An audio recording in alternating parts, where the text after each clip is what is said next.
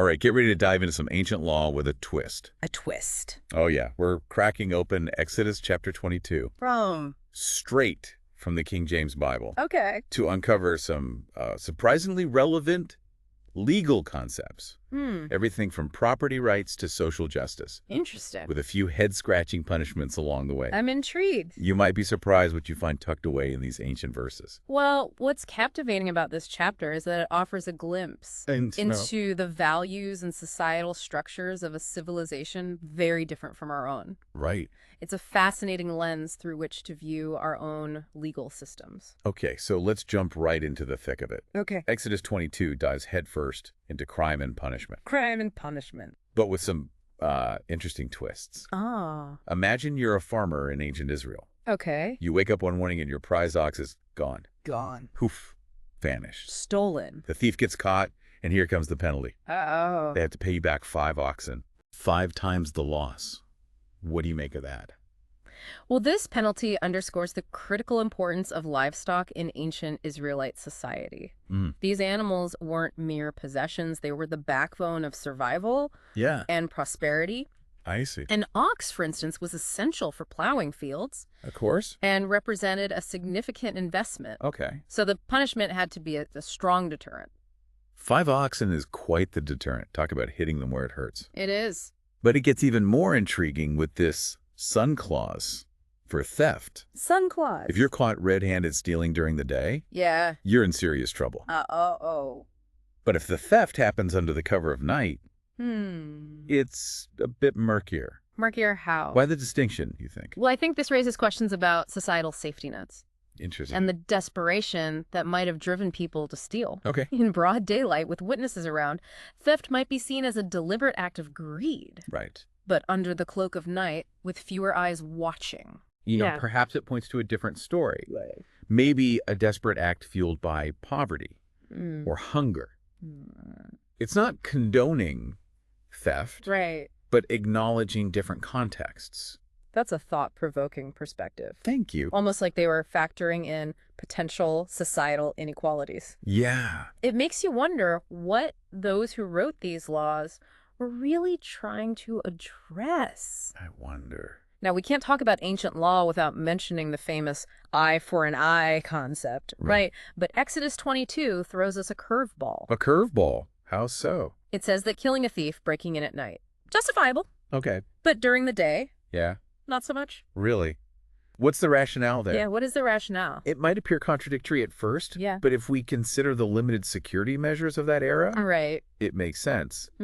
A nighttime intruder posed a direct threat to your family, of course, and property. Okay. A threat that would be harder to assess in the darkness. Harder to assess. Daytime offered more visibility. I see. Potentially reducing the perceived threat. Reducing the threat. And leaving more room for non-lethal responses. So it's less about a free pass for daytime thieves. Right. And more about recognizing that self-defense might be a more immediate necessity in the dead of night. That makes sense. Makes sense. It does. But Exodus 22 isn't just about personal safety. It establishes clear guidelines for property rights and accountability, too. Interesting. Imagine, for a moment, you're back in ancient Israel. Okay. And your livestock wander into your neighbor's field and start munching on their crops. They're eating the crops. Guess what? What? You're not just paying for the damages. You're using the best of your own harvest to make it right. Wow. That's some serious accountability. Absolutely. Yeah. This concept of making amends with the best you have emphasizes fairness and ensuring that your neighbor isn't disadvantaged because of your negligence. It speaks volumes about their focus on community and shared responsibility. It's like saying, okay, you messed up, now make it right, and make it right with the best you've got. Exactly. And the principle of accountability extended beyond livestock. Oh. If a fire accidentally spread from your field to your neighbors, you were held responsible for the damage. Really? It's remarkably similar to our modern-day liability laws, isn't it? Yes. Yeah. This principle of responsibility for the consequences of your actions, even unintentional ones, resonates across millennia. It does. It demonstrates a societal commitment to justice and making things right. Yeah, making things right. It really highlights the interconnectedness of their community, doesn't it? Yeah. Everyone was expected to be responsible for their actions and how those actions impacted others. Absolutely. It wasn't just about protecting individual rights. Right. It was about maintaining the well-being of the whole community. The whole community. But while we've been focusing on material possession, Yeah. Exodus 22 also delves into some more sensitive areas. For instance, yeah. there are verses about enticing an unbetrothed woman. Interesting. What was the societal context surrounding these laws? Well, in ancient Israel, marriage wasn't simply a personal union based on romantic love, right, as it often is today. Right. It was a complex social and economic contract with significant implications for families and their standing in the community.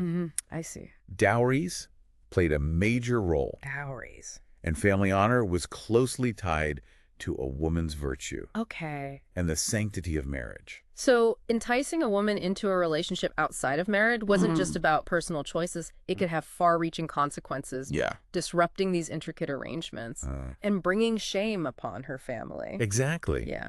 It's fascinating how these laws reflect the social fabric of the time. They weren't just about regulating individual behavior. They were about upholding the social order. Yes. And protecting the intricate web of relationships that held their society together. It's like those ripples you see when you drop the pebble in a pond. Yeah. One action could set off a chain reaction affecting the entire community. The entire community. And then there's that line that always gives me pause. Which one? Thou shalt not suffer a witch to live. It feels jarring. Jarring. Especially to our modern sensibilities. I can see that. Yeah. It's crucial to remember the historical context. Of course. Belief in witchcraft was widespread in the ancient world, often viewed as a tangible threat to individuals' communities. Okay. Even the divine order. I see. This law reflects the anxieties and beliefs of the time rather than a justification for violence. That's important to remember. It is. It's a stark reminder that laws, even those rooted in religious beliefs, can be influenced by fear and prejudice. It prompts us to examine our own laws and question whether they truly reflect justice and fairness, or if they carry echoes of outdated beliefs. Echoes of outdated beliefs? Speaking of religious beliefs, Exodus 22 also includes prohibitions against sacrificing to other gods and engaging in bestiality.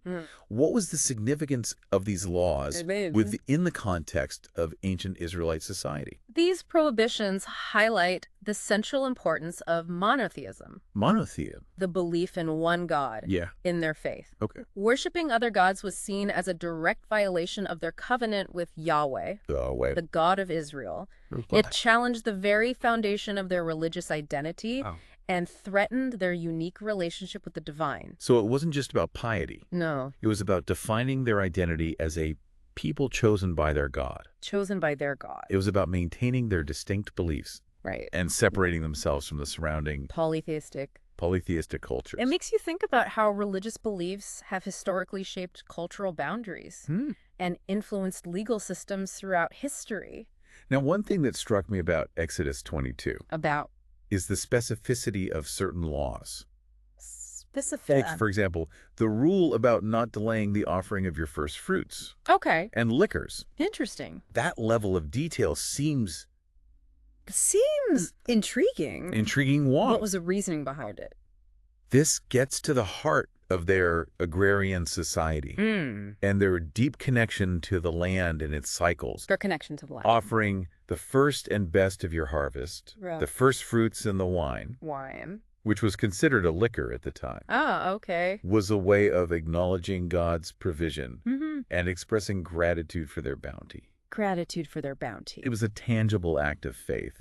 And a recognition of their dependence on the divine for their sustenance. So it wasn't simply about paying taxes to a divine landlord. No, not at all. It was about participating in a sacred ritual that acknowledged the source of their abundance and strengthened their bond with God.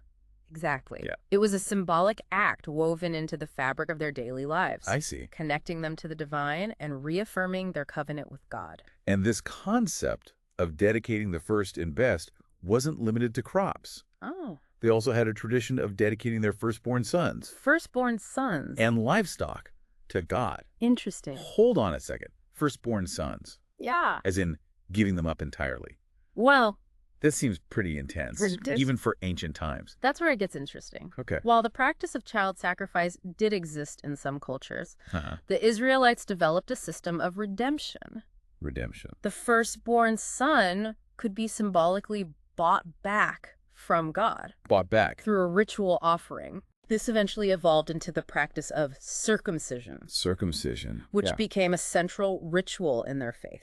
Okay, that makes a lot more sense. It does. So it wasn't literal child sacrifice, but a symbolic dedication of the firstborn to God. Right. Later represented by circumcision. Exactly. Still quite a powerful ritual. It is. Highlighting the evolution of religious practices over time. Absolutely. Rituals evolve. Right. But they often carry echoes of earlier traditions, revealing the layers of history and belief embedded within them. That's fascinating. And speaking of rituals, there's another intriguing passage in Exodus 22. Give it to me. And you shall be holy men unto me. Neither shall ye eat any flesh that is torn of beasts in the field. Ye shall cast it to the dogs. Whoa, that's What was the thinking behind this specific dietary restriction? Yeah, it seems so specific. Specific. Almost random compared to some of the other laws. Yeah. What was so significant about meat torn by beasts? This dives into the concept of ritual purity. Ritual purity. And what was considered fit for consumption. Okay. Eating meat that had been scavenged or partially eaten by wild animals was seen as unclean. Unclean. Potentially for hygienic reasons, but also for symbolic reasons. It might have been about maintaining a separation from the animal world. Separation from the animal world. And upholding a sense of human dignity. So it's not just a random food rule. It's not. It reflects deeper ideas about purity. Separation, and how they define themselves as a people set apart by their beliefs and practices. Right. It's like a precursor to the kosher dietary laws that are still observed by many Jewish people today. It's a fascinating connection, isn't it? It is. These ancient laws, often rooted in practical concerns, also served to shape their cultural and religious identity. They created a tangible distinction between the Israelites and their neighboring cultures. I see. Reinforcing their unique relationship with God and their place in the world. It's amazing to think that these laws, etched into ancient scrolls, played such a pivotal role in shaping a civilization. Yeah. And continue to echo through millennia, influencing legal systems and moral codes around the world. It really speaks to the enduring power of these ideas, doesn't it? It does. And while some aspects of Exodus 22 might seem outdated, or even harsh to us today, it's important to recognize that it laid the foundation for many legal concepts we still hold dear. Like what kind of legal threads can we trace back to these ancient verses? Well, we've talked about the idea of restitution, a fundamental principle that if you harm someone or damage their property, you have an obligation to make amends. It's a concept deeply rooted in both civil and criminal law to this day. So even though the specific punishments might have been different back then, the underlying idea of accountability, of taking responsibility for your actions, is still very much alive in our legal systems. And then there's the remarkable emphasis on protecting the vulnerable. Protecting the vulnerable. Widows, orphans, strangers. The poor. These were revolutionary concepts for their time. Revolutionary. And they've reverberated through history, inspiring social justice movements and legal reforms. Aimed at ensuring fairness and equal protection under the law. It's like planting a seed that continues to sprout and grow, branching out in new directions, but always drawing nourishment from those ancient roots. Nourishment from those ancient roots. So Exodus 22 isn't just a dusty relic of the past. Yeah, no, it's not. It's a living text that continues to inform how we think about law, society, and our obligations to one another. Absolutely, and it invites us to keep questioning. Keep pushing the boundaries of our own understanding of justice and fairness. What worked in ancient Israel might not perfectly translate to our modern world. Of course not. But those core principles of compassion, accountability, and finding a balance between individual rights and the well-being of the community, those are timeless and universal. It's a challenge, isn't it? It is. To take these ancient wisdoms and apply them to the complexities of our modern world. Yeah. To bridge the gap between those ancient scrolls and our 21st century lives. It is a challenge, but it's also a profoundly enriching journey. Enriching. And I think Exodus 22, with its unique blend of stern pronouncements and surprising compassion, its focus on both the material and the spiritual, offers a valuable starting point for that conversation. So as we wrap up this deep dive into Exodus 22, what's the one thing you hope our listeners take away from our exploration?